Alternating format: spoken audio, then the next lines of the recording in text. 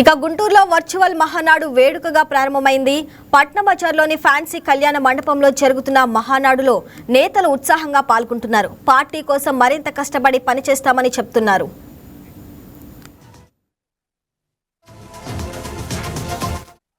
నందమూరి తారక రామారావు గారు 1983లో తెలుగు ప్రజలకి గుర్తింపు ఉండాలి అని చెప్పి ఈ తెలుగుదేశం పార్టీని నిర్వహించడం జరిగింది. అప్పటి నుంచి ప్రతి ఏడాది ఈ మహానాడు కార్యక్రమాన్ని తెలుగు ప్రజలు, ముఖ్యంగా తెలుగుదేశం పార్టీ కార్యకర్తలు, నాయకులతో పాటు రాష్ట్రంలో ఉన్న తెలుగు ప్రజలందరూ ఈ పండుగని చేసుకుంటారని చెప్పి సందర్భంగా తెలియజేస్తా ఉన్నారు.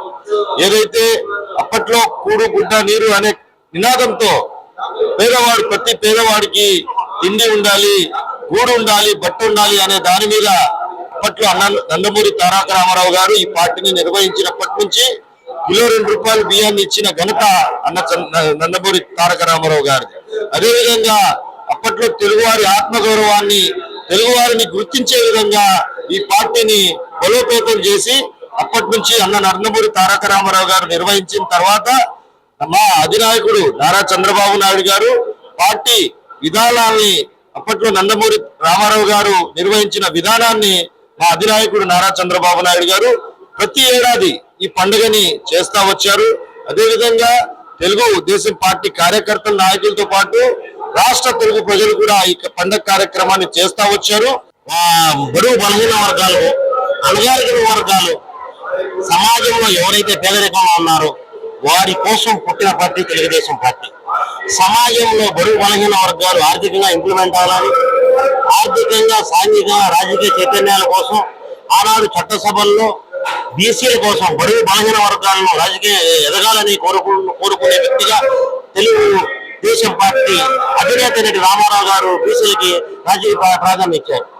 ఆయన కృషి ఫలితాన్ని బీసీలు ఆర్థికంగా ఇంప్లిమెంట్ అవడం, అన్ని విధాల ఈ రోజు రాజకీయంగా కానీ, ముఖ్యమంత్రులుగా కానీ మేయర్టీగా ఉన్నటువంటి బడుగు బలహీన వర్గాలు అయితే ఎవరున్నారో వాళ్ళంతా రాజకీయంగా ఇంప్లిమెంట్ అవడానికి కారణం తెలుగుదేశం పెట్టి ఆరాధ్య జీవన నందమూరి తారక రామారావు గారు.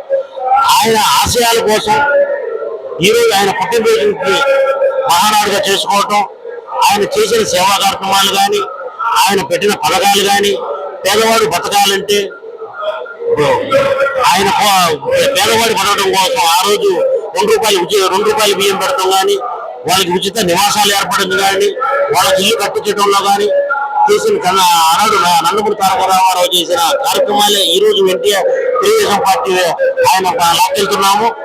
ఆయన ఆశయ సాధన కోసం ప్రతి సంవత్సరం ఈ మే 28, 27 మహానాడు జరుపుకోవటం, ఆయన లేకపోయినా కానీ మా బడుగు బలహీన మనసుల్లో ఉంటాడు.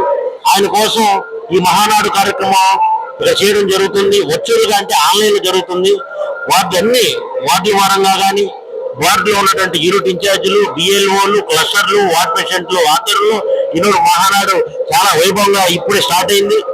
దాని మీద తీర్మానాలు, రాబోయే పార్టీ నియమాలు ఎన్ని చూసుకుంటూ తెలుగుదేశం పార్టీ ముందుకు తీసుకెళ్తున్నాం.